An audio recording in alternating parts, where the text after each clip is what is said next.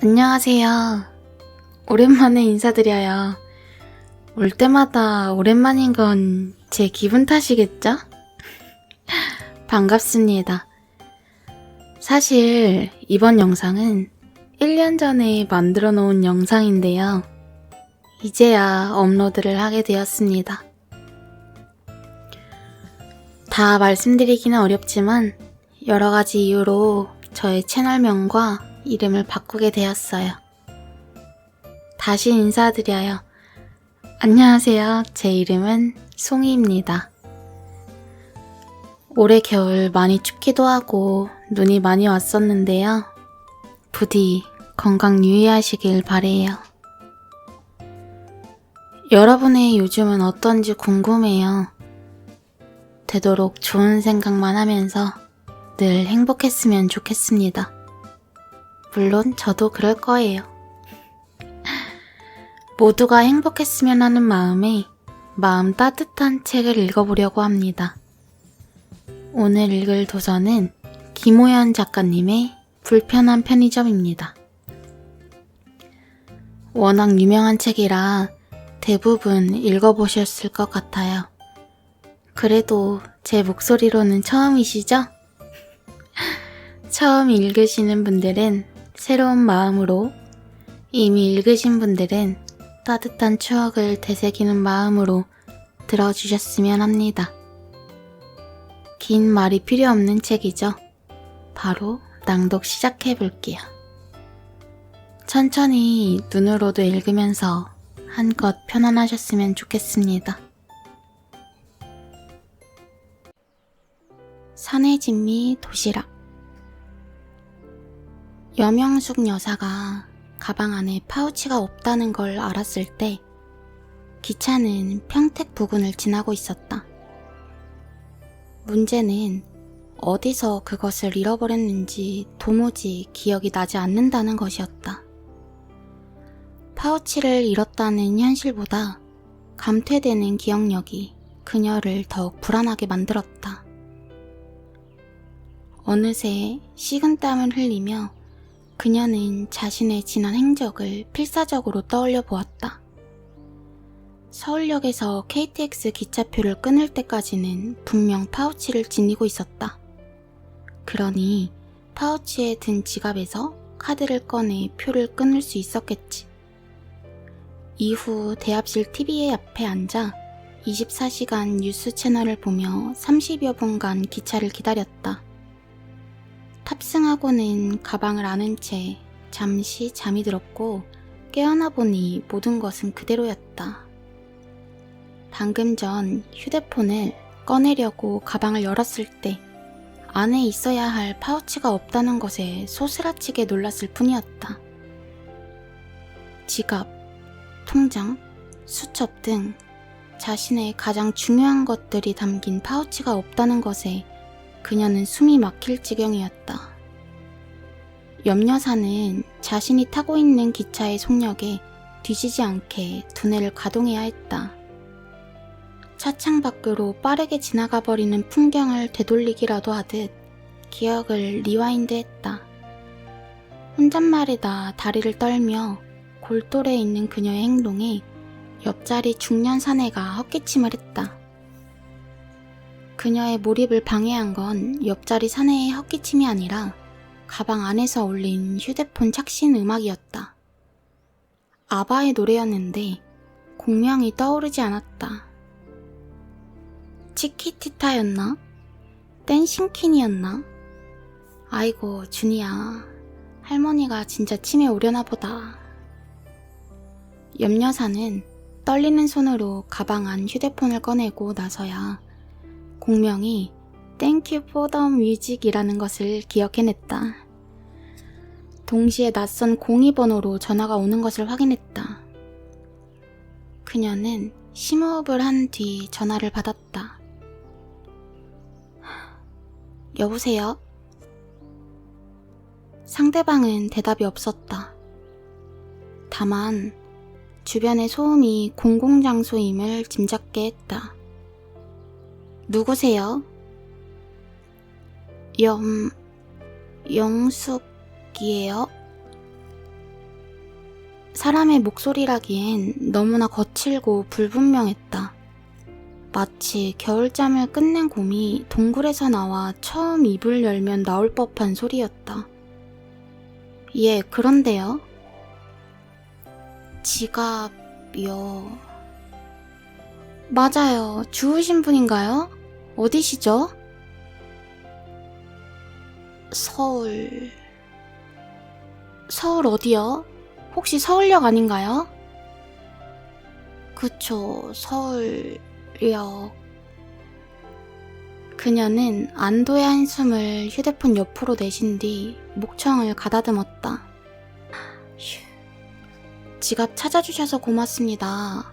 그런데 제가 지금 기차 아니고요. 다음 역에 내려 바로 돌아갈 테니까 좀 보관해 주시거나 어디 맡겨주실 수 있나요? 사례는 제가 가는 대로 해드릴게요. 여기 있죠. 갈 데도 없죠. 그래요? 알겠어요. 서울역 어디서 만날까요? 공항철도 가는 길. GS 편의점이요. 고맙습니다. 빨리 갈게요.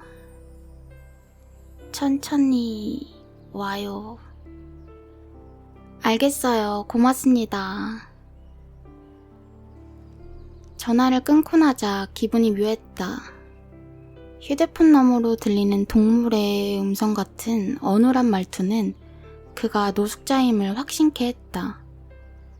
무엇보다 갈 데도 없죠 라는 말뜻으로 보나 공중전화가 분명한 02 번호로 보나 그는 휴대폰이 없는 노숙자가 분명했다.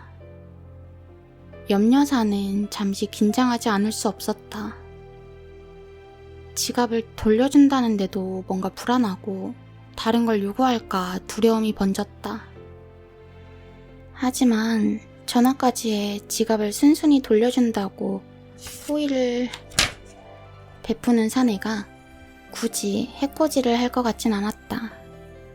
사례비로 지갑 속 현찰 4만 원을 건네면 충분할 듯 했다. 마침 천안에 정차할 거라는 안내 방송이 나왔다. 염려사는 휴대폰을 가방에 넣고 자리에서 일어났다. 돌아가는 기차가 수원을 지날 즈음 다시 휴대폰이 울렸다. Thank you for the music의 가사를 치매 예방하듯 되뇌며 액정을 확인하니 아까와 같은 번호였다. 염려사는 불안한 기분을 애써 억누르며 전화를 받았다. 저요. 사내에 웅크린 듯한 목소리가 들려왔다. 염려사는 변명하는 학생을 상대할 때처럼 목소리에 힘을 주었다. 말씀하세요. 선생님, 배가 고파서요. 그래서요? 편의점, 도시락. 안 돼요? 순간 염려사의 마음에 미열이 일었다. 선생님이라는 호칭과 도시락이라는 단어가 그녀를 한결 너그럽게 만들어주는 걸 느낄 수 있었다. 그러세요. 도시락 사드시고요.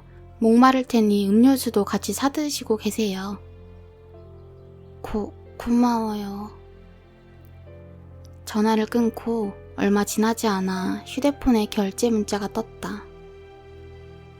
이건 마치 편의점 계산대 앞에서 전화한 게 아닌가 할 정도로 재빠른 시간이었다.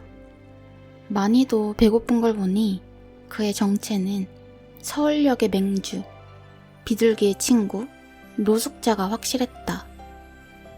자세히 살펴보니 GS 박찬호 투머치 찬많은 도시락 4,900원이라 떠있었다. 음료수는 안 사먹은 거 보니 염치는 있나 보군.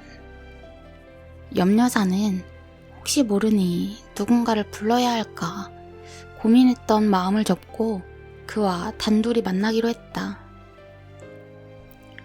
이른에 치매 염려 증상이 있다고는 하나 여전히 그녀는 자신의 위험을 믿었다.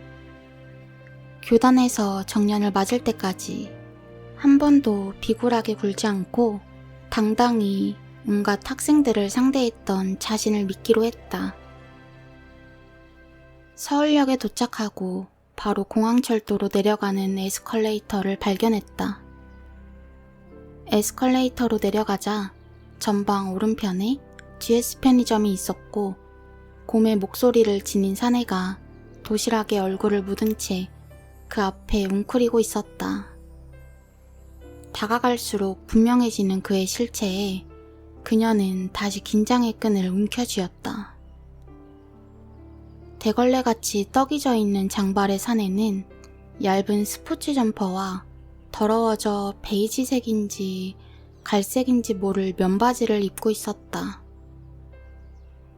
그런 그가 매우 정성스러운 젓가락질로 도시락 속 비엔나 소세지를 집어먹고 있었다. 확실히 노숙자다. 염려사는 마음을 다잡고 다가갔다. 그때였다. 3명의 낯선 사내가 도시락을 먹고 있는 그를 향해 달려들었고 염려사는 놀라서 다가가던 발걸음을 멈출 수밖에 없었다. 3명의 하이에나 같은 사내들 역시 노숙자임이 분명했는데 그들은 도시락 사내를 누르고 뭉갠 채 무언가를 뺏기 위해 안간힘을 써댔다. 그녀는 주위를 돌아보며 발을 동동 굴렀지만 지나는 사람들은 노숙자들의 흔한 다툼으로 여기고 힐끔대기만 할 뿐이었다. 사내는 먹던 도시락을 떨군 채 온몸을 공처럼 웅크리고 방어했다. 하지만 결국 놈들에 의해 목이 졸리고 팔이 들리며 지키고 있던 물건을 빼앗기고 말았다. 안절부절 못하며 살피던 염려사의 시야에 놈들이 빼앗은 물건이 확 들어왔다. 자신의 분홍색 파우치였다. 도시락 사내를 떼어내듯 발로 몇 번 밟은 뒤 노숙자 셋이 자리를 뜨기 시작했다. 염려사는 손발이 떨려 어찌할 바를 모른 채 주저앉았다. 그때 사내가 반격하듯 일어나 파우치를 쥔 놈을 향해 온몸을 던졌다. 으앙! 괴성과 함께 사내가 놈의 다리를 붙잡고 넘어뜨렸다. 놈을 짓누르며 다시 파우치를 빼앗은 사내를 곧 다른 녀석들이 덮쳤다. 순간 염려사의 눈에 불이 들어왔다. 그녀는 벌떡 일어나 그들을 향해 튀어나가며 목에 핏대를 세웠다. 야 이놈들아! 그거 놓지 못해! 그녀의 고함과 돌진에 녀석들이 멈칫했다. 달려간 그녀는 가방을 들어 맨 앞 녀석의 머리를 내리찍었다. 놈이 고통스러워하자 다른 녀석들이 일어나 뒷걸음질을 치기 시작했다. 도둑이야! 내 지갑 훔쳐간다! 이놈들이다! 염려사의 앙칼진 외침에 사람들이 멈춰서 관심을 주기 시작하자 녀석들이 하나 둘 몸을 돌려 달아나기 시작했다. 오직 도시락 사내만이 품 안에 파우치를 끌어안은 채 웅크리고 있었다. 그녀는 사내에게 다가갔다. 괜찮아요? 사내가 고개를 들어 염려사를 올려다보았다. 맞아서 부은 눈두덩이, 코피와 콧물이 섞여 나오는 코, 수염으로 가려진 입이 마치 사냥을 나갔다 다쳐 돌아온 원시인처럼 보였다. 사내는 그제야 자신을 공격하던 놈들이 사라진 것을 깨달은 듯 서서히 몸을 일으켜 앉았다. 염려사 역시 손수건을 꺼내 그런 사내 앞에 웅크리고 앉았다. 순간 노숙자 특유의 키키하고 역한 냄새가 코에 훅 들어왔다. 염여사는 숨을 참으며 그에게 손수건을 건넸다. 사내는 고개를 저은 뒤 점퍼 소매로 슥 코를 문질렀다. 그녀는 행여 파우치에 사내의 피와 콧물이 묻을까 염려가 드는 스스로에게 짜증이 일었다. 진짜 괜찮아요? 사내가 고개를 끄덕이곤 염여사를 살폈다. 유심히 살피는 사내의 눈빛에 그녀는 잠시 자신이 무얼 잘못한 거라도 있나 걱정이 들었고 어서 자리를 뜨고 싶은 마음이 앞섰다. 그래, 이제 파우치를 돌려받아야 했다. 고마워요, 그거 챙겨줘서. 사내가 자신의 왼팔로 감싼 파우치를 오른손으로 짚더니 그녀에게 건넸다. 그런데 염여사가 파우치를 받으려는 순간 사내가 다시 그것을 자기 품으로 회수했다. 놀란 그녀를 꼼꼼하게 살피며 그가 파우치를 열었다. 뭐 하는 거예요? 주인, 맞아요? 그럼요. 내가 주인이니까 알고 온 거잖아요.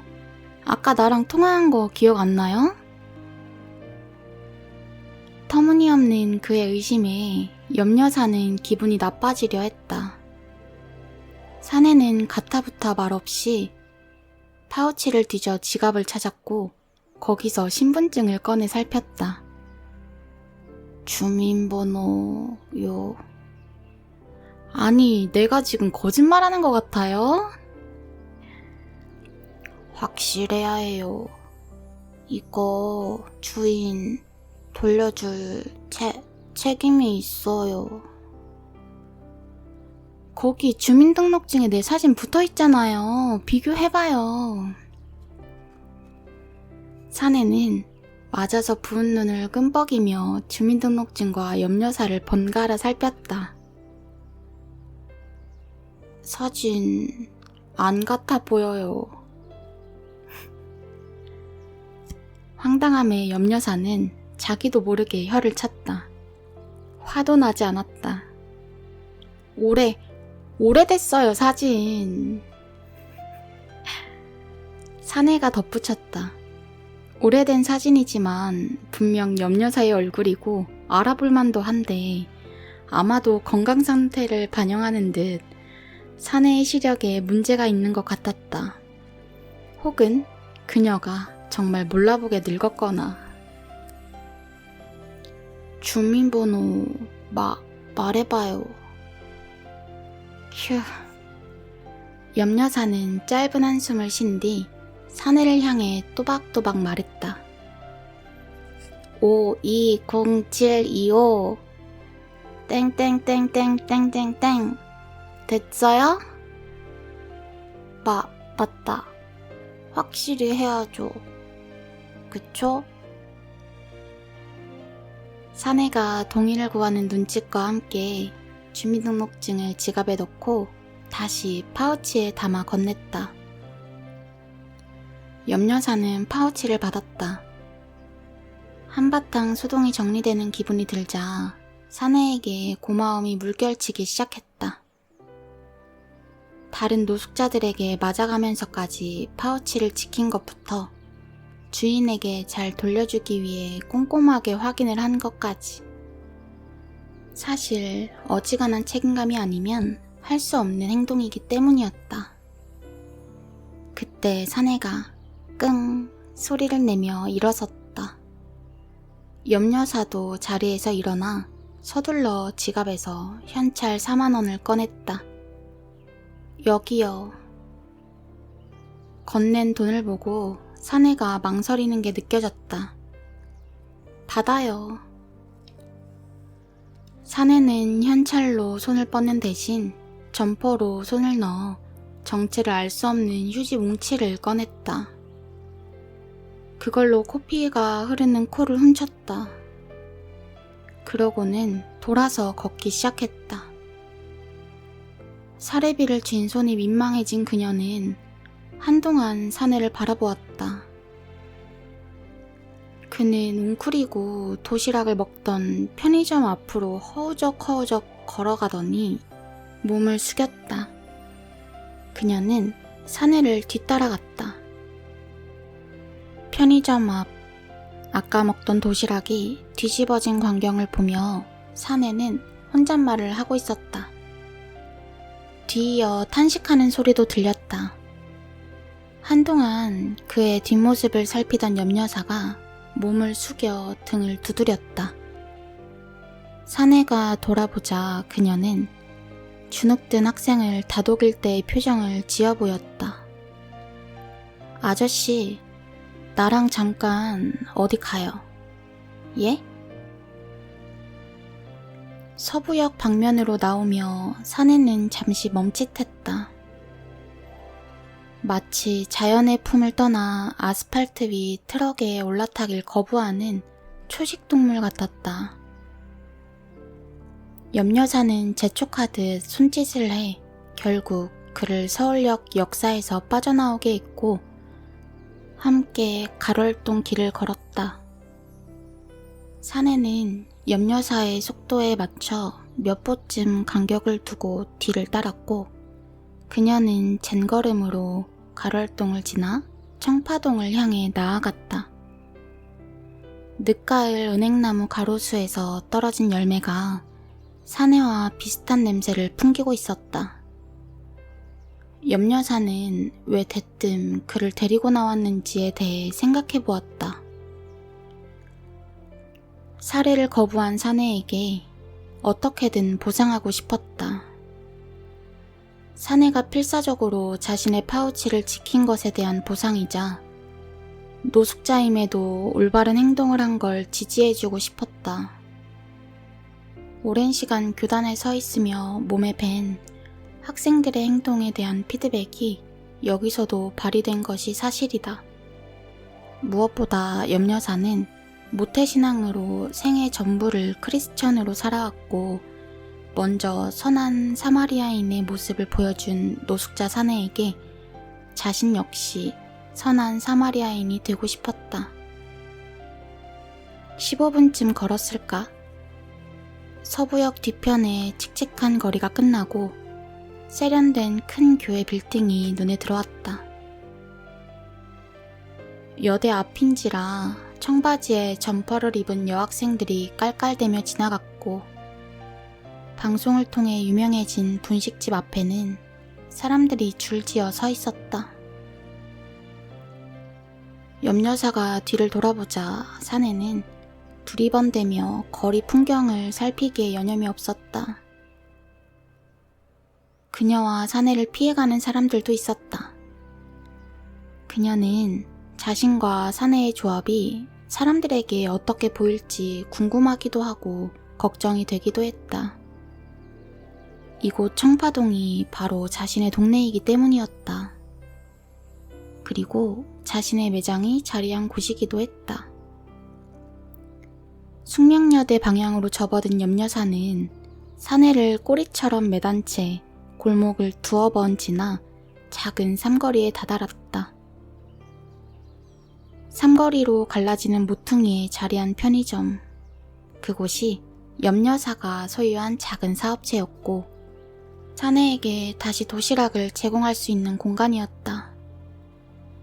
편의점 문을 열고 옆여사가 사내에게 들어오라고 손짓했다. 사내는 쭈뼛거리다가 그녀의 뒤를 따랐다. 어서오세요. 아, 오셨어요. 아르바이트생 시연이 휴대폰을 내려놓으며 옆여사에게 미소로 인사했다. 옆여사도 미소로 답하는데 순간 시연의 표정이 뜨악해지는 게 보였다. 괜찮아, 손님이야.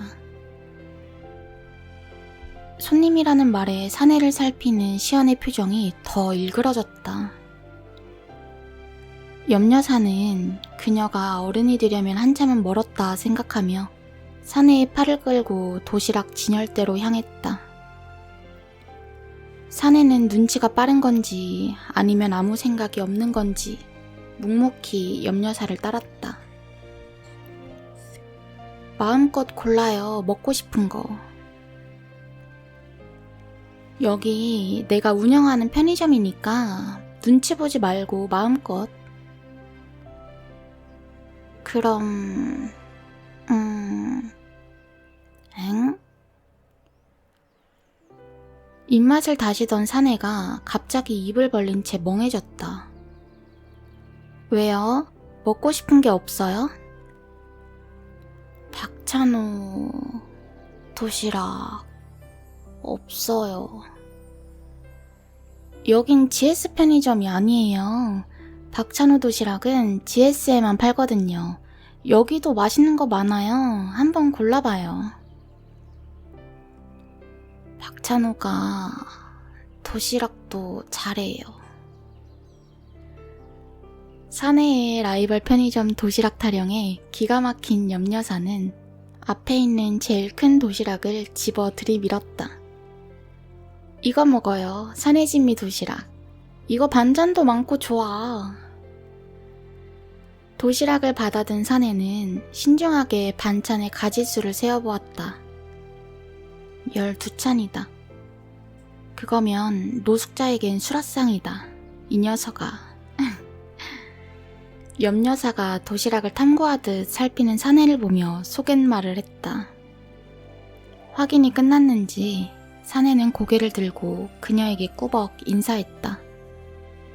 그러고는 마치 자기 지정석인 양 가게를 나가 야외 테이블로 향했다.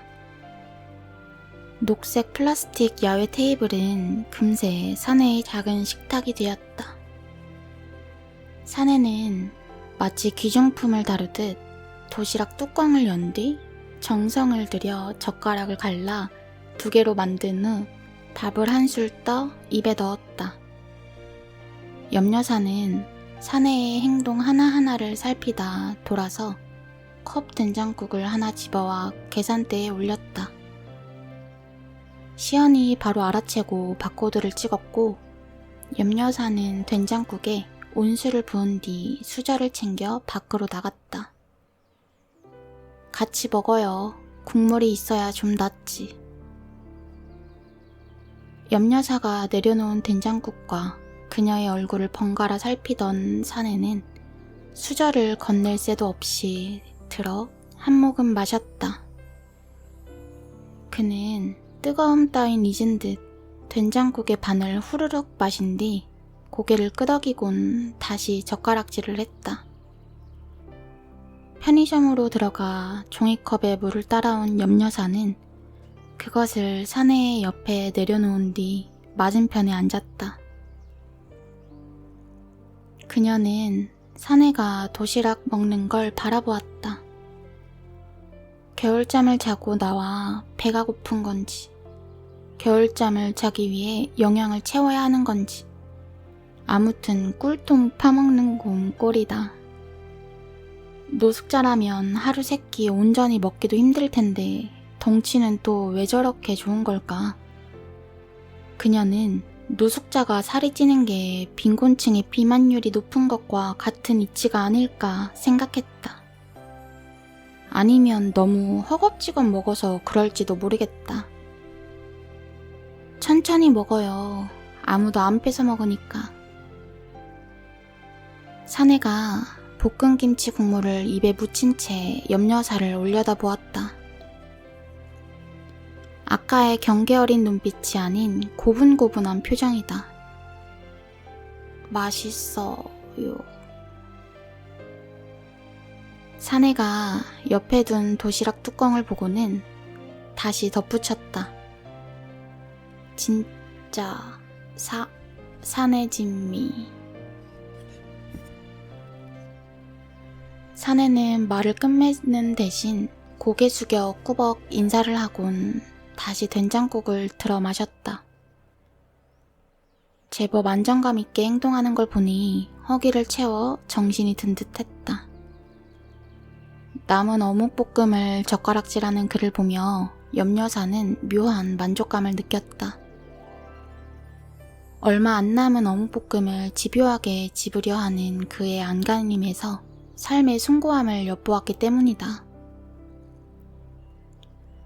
앞으로 배고플 때 이리로 와요. 언제라도 도시락 먹고 가요.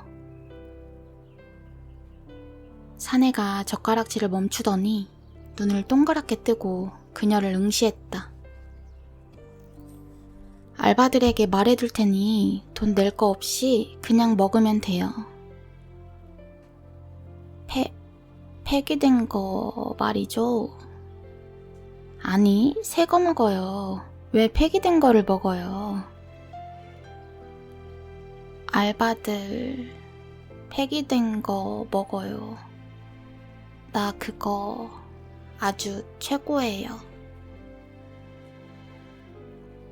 우리 편의점은 폐기된 거 안 먹여요. 알바한테도 당신한테도. 그러니까 제대로 된 거 먹어요. 네, 그리 말해둘 테니까. 사내가 잠시 어리둥절해야 하더니 다시 꾸벅 인사를 하고 어묵볶음 조각을 집으려 애썼다. 염여사는 진작 가져온 수저를 그제야 그에게 건넸다. 그가 수저를 봤더니 침팬지가 스마트폰을 보듯 잠시 멈칫했다. 하지만 곧 한 번 배운 자전거 타기를 시간이 지나도 몸이 기억하는 것처럼 수저로 어묵볶음 조각을 긁어 모아 담았다. 그런 뒤 만족스럽게 그것을 입으로 가져갔다. 깔끔하게 비운 플라스틱 도시락에서 고개를 든 사내가 염여사를 보았다. 잘 먹었습니다. 고맙습니다. 나야말로 파우치 지켜줘 고마워요. 그게 원래 두 놈이 챙겼어요. 두 놈이요? 예. 그래서 나 두 놈 혼내고 뺏었어요. 그 지갑 든 거. 그럼 내 파우치를 훔친 놈들에게서 댁이 그걸 굳이 뺏었다는 거예요? 나한테 돌려주려고? 사내가 고개를 끄덕이며 염여사가 떠다준 종이컵에 물을 마셨다. 두 놈이면 나 이겨요. 셋은 힘들어. 걔들 다음에 따로 나한테 혼나요. 말을 마친 사내가 서울역 상황을 떠올리다 분이 나는지 이를 드러냈다. 누런 이와 그 사이에 낀 고춧가루가 염여사의 눈살을 찌푸리게 했지만 자신의 힘을 과시하는 그의 모습에서 생기가 느껴져 기분이 풀렸다. 사내가 남은 물을 마시고 주위를 살폈다. 근데 여기 어디죠? 여기? 청파동 푸른 언덕. 푸른 언덕. 좋네요. 사내가 우거진 수염 속 입꼬리를 올리곤 도시락과 된장국 용기를 집어들고 일어났다. 자연스러운 행동인 양 재활용통에 그것들을 버린 사내는 염여사 앞에와 점퍼에서 다시 휴지뭉치를 꺼내 입을 닦았다. 그러고는 90도로 몸을 숙여 인사한 뒤 편의점을 등졌다. 염여사는 퇴근하는 직장인처럼 서울역 방향으로 걸어가는 사내의 뒷모습을 바라보다가 편의점으로 들어왔다. 그녀가 들어오자마자 시안이 호기심 어린 눈으로 이것저것 묻기 시작했다. 염여사는 파우치를 잃어버렸다는 걸 깨달은 기차 안 상황에서부터 지금까지의 일을 털어놓았다. 그런 염여사의 이야기에 시연은 신기함과 걱정이 반반 섞인 어머 추임새를 연신 터뜨렸다. 재밌는 사람이야. 경우가 있어서 노숙자라고는 믿기지가 않네. 제가 보기엔 그냥 노숙자인데 지갑에 혹시 없어진 거 있나 보세요. 염여사가 파우치를 열고 살폈다. 모든 게 그대로다. 시연을 향해 그것 보라는 듯 웃던 염여사가 문득 지갑에서 신분증을 꺼내 들어 보였다. 달라 보이니? 똑같으신데요? 흰머리 조금 빼곤 하나도 안 늙어 보이세요. 염여사는 직접 주민등록증의 증명사진을 자세히 들여다보았다. 확실히 증명사진과 지금의 자신은 꽤 달라 보였다. 분하지만 그 사람 말이 맞네. 네? 경우가 있어. 시연이 넌 배려가 있고. 염여사는 시연에게 앞으로 그 덩치 큰 노숙자 사내가 오면 도시락을 주라고 한 뒤 알바 모두에게 전하라고 지시했다. 시연은 마뜩잖은 표정을 지어 보이면서도 편의점 단톡방에 염여사의 지시사항을 올리기 시작했다. 염여사는 흡족한 표정으로 편의점으로 돌아보았다. 그러다 금세 풀이 죽었다. 노숙자 사내가 도시락을 먹는 동안 왔다 간 손님이 전혀 기억나지 않았다. 정말로 치매일지도 모른다는 걱정에 침이 다 쓰게 느껴졌다. 그럼에도 선행을 받았고 베풀었다. 이 정도면 괜찮은 하루였다고 생각하기로 했다. 그런데 부산 안 가세요? 아이고, 내 정신 봐. 아직 하루는 끝나지 않았다. 늦게라도 오늘 밤까진 부산에 도착해야 했다. 사촌 언니의 장례식이 있었고 간 김에 며칠 더 부산에서 보낼 계획이었다. 염여사는 파우치를 가방에 잘 집어넣고 다시 서울역으로 향했다. 부산에서 닷새간 일을 보고 돌아온 염여사가 편의점에 들렀다. 그녀가 들어왔을 때 시연은 커플 손님의 음료 계산을 하며 눈으로 인사를 했다.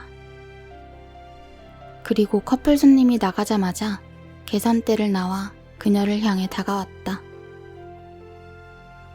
안부 인사와 편의점엔 별일 없었냐는 문답이 오가고 나자 시연이 기다렸다는 듯 염여사 옆에 착 붙어 말했다. 사장님, 그 사람 매일 하루도 안 빼놓고 왔어요. 누구 말이냐? 아, 노숙자 사네? 예, 매일 제 시간에 와서 도시락 하나씩 꼬박 먹고 갔어요. 다른 알바들 타임에는 안 왔다더냐? 예, 제 시간에만 왔더라고요. 그럼 그 사람이 너 좋아하는 거 아니니? 염여사의 짓궂은 농담에 시연이 질색하는 표정을 지으며 눈을 흘겼다. 염여사는 웃으며 농담이라는 말로 시연의 투정을 받아주었다. 근데요 사장님, 생각해보니까 제 시간에만 오는 게 저녁 8시 폐기 시간 맞춰 오는 거더라고요. 뭐? 새거 주라고 했잖니. 말했죠. 근데 새거 드시라 해도 곧 죽어라 폐기 도시락 먹겠다고 우기더라고요. 그래도 내가 새거 주겠다고 말했는데 성의 없게 되잖아. 사장님, 근데 그게 쉽지 않은 게요. 그 사람 웅얼웅얼거리며 계속 카운터 앞에서 우겨대면요. 일단 냄새가 나요. 편의점에 큰 똥이 하나 놓여있는 꼴이라고요. 심지어 그 사람이 카운터에 있는 거 보고 들어오던 손님이 나간 적도 있다고요. 어쩌겠어요. 빨리 치우려면 그 사람 원하는 대로 빨리 줘서 내보내는 방법밖에는 없더라고요. 게다가 내보내고 나선 환기도 시켜야 하고요. 휴, 알겠다. 제가 보기엔 작정한 거라니까요. 어떻게 귀신같이 알았는지 도시락 폐기 시간 딱 맞춰오더라니까요. 경우가 있어, 역시. 어제는 좀 늦길래 어디 아픈가 걱정이 다 되더라고요. 시연이 혀로 입술을 쓸며 정말 걱정하는 모습을 보이자 염여사는 헛웃음이 나왔다. 키만 크고 바짝 마른 몸에 마음까지 여린 시연을 볼 때마다 염여사는 바람에 정신없이 흔들리는 가게 홍보 풍선 인형이 떠오르곤 했다. 시연이 너 그렇게 착해서 어떻게 세상을 살려 그러니? 사장님이야말로 노숙자한테 도시락을 맨날 주실 순진한 생각을 하시다니. 그 사람이 불쑥 동료들까지 데려오면 어쩌려고 그러셨어요. 시연이 되받아친다. 아무렴 풍선 인형도 탄력이 있다. 그럴 사람은 아니더라. 에이, 어떻게 그걸 다 아세요? 내가 사람 보는 눈은 있어. 그러니 너도 고양한 거 아니냐? 역시 대단하세요. 존재하지 않는 막내딸 같은 시연과의 대거리는 늘 즐겁다. 염여사는 어서 시연이 공무원 시험에 합격해 당당히 이곳을 뜨기를 바라면서도 한편으로는 편의점을 떠날 그녀를 생각하니 서운함이 벌써 뭉게뭉게 일었다. 딸랑. 방울소리와 함께 손님이 들어오고 시연이 인사와 함께 카운터로 돌아갔다. 염여사는 편의점을 돌아보며 남은 도시락을 살폈다. 조만간 도시락 폐기 시간에 한번 나와보기로 마음을 먹었다. 이름도 모르는 노숙자 사내의 이름을 묻기 위해. 그날 밤 집에 와 TV를 보며 까무룩 잠이 들었던 염여사는 전화 벨소리에 깼다. 액정을 보니 아들이란 단어가 떠 있었고 시간은 자정을 막 지나고 있었다. 그 두 가지 조합이 주는 부담에 뱃속에서 신물이 올라오는 걸 느끼며 전화를 받았다. 역시 취기 가득한 목소리가 휴대폰 너머에서 들려왔다. 아들은 그녀가 부산에 다녀온 줄도 몰랐고 그녀의 생일이 내일인 것도 몰랐다. 그럼에도 염여사를 사랑한다고, 사랑함에도 효도를 잘 못해 죄송하다고 말했다. 반복된 레파토리의 결말은 역시 편의점의 상태에 대한 존재론적인 질문이었다. 염여사는 네가 신경 쓸 것 없다고 말했다. 아들의 대답은 늘 그렇듯 장사가 안 되는 편의점을 정리해 자신의 사업에 필요한 자금을 대면 어머니가 더 여유있고 평온하게 사실 수 있다는 뜬구름 잡는 소리였다. 참다 못한 염여사는 세게 던지고 말았다. 민식아, 가족한테 사기치는 거 아니다. 엄마는 왜 나를 못 믿어요? 아들이 정말 그럴 사람이야? 역사교사로 정년을 보낸 내가 한마디 하자면 국가고 사람이고 다 지난 일을 가지고 평가받는 거란다. 네가 그동안 한 짓들을 떠올려봐라. 너는 네 자신을 믿을 수 있니? 엄마, 나 외로워. 누나도 엄마도 왜 날 더 외롭게 하는 거야? 가족이? 대체 왜? 술주정하는 거면 전화 끊어라. 엄마. 전화를 끊고 염여사는 주방으로 향했다. 심장이 기름튀는 불판에 올려진 것처럼 아팠다. 통증이 지글거리는 소리를 내며 가슴 전체를 압박해왔다. 그녀는 냉장고를 열고 캔맥주를 따서 벌컥벌컥 들이켰다.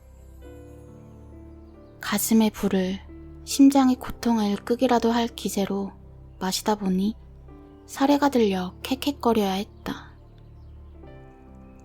술 취한 아들의 흰소리를 잊기 위해 술을 마시는 자신의 모습이 한심했다. 어떻게 해야 할지 정말 모르겠다. 깔끔한 판단력과 결단력으로 지금까지 인생을 무난하게 살아왔다고 생각했다. 하지만 자식의 문제는 늘 그녀를 고장난 저울로 만들었다. 편의점을 정리해 아들놈의 사업인지 사기인지를 돕는다고 치자. 잃는다고 치고 그럼 무엇이 이어질까?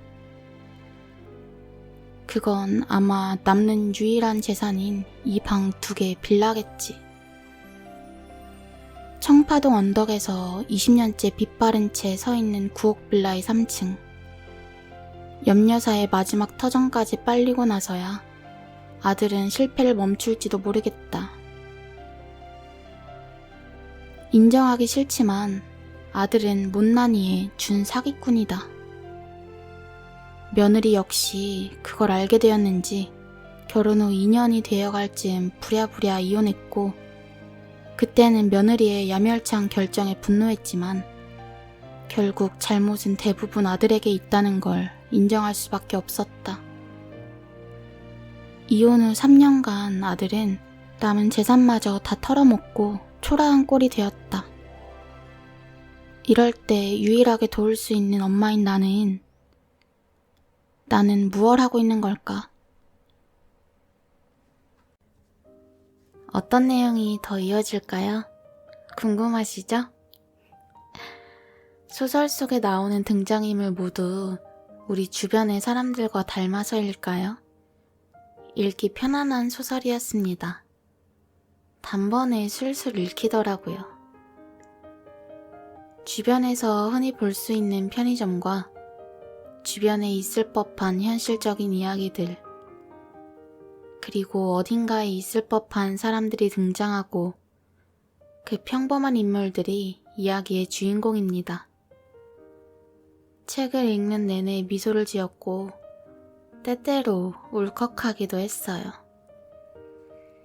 현실에 있는 우리들의 모습을 통해 정과 배품을 알려주고 저마다의 상처, 트라우마를 이겨내는 과정을 통해 우리도 할 수 있다는 용기를 주는 책입니다. 남에게 친절하게 행동한다는 거 결코 쉬운 일 아니잖아요. 저는 친절한 사람이 가장 강한 사람이라고 생각해요. 편의점 주인 염여사와 도코씨는 누가 시키지 않았지만 사람들에게 친절해요. 재고도 잘 없고 행사도 잘 안 하는 그런 불편한 편의점에 자꾸 발길이 가는 것은 아마 그 사소한 친절이 아닐까요? 그리고 그곳에 오는 사람들을 바꾸는 것은 상대의 이야기를 들어주는 것에서부터 시작하는데요. 책을 읽어보니 경청은 잘 듣는 것, 그냥 듣고 있는 것에서 끝나는 게 아니라 그 사람이 하고자 하는 말의 의미를 찾아내고 진심으로 공감해주는 것 같아요. 그걸 이 책에서 도코씨가 아주 잘 보여줍니다. 도코씨와 염여사, 어쩌면 가장 강한 사람이 아닐까요? 새로운 관점으로 다시 한번 읽어보시는 것도 추천해드립니다. 잔잔한 감동과 재미까지 갖춘 책, 불편한 편의점, 꼭 다시 한번 읽어보세요.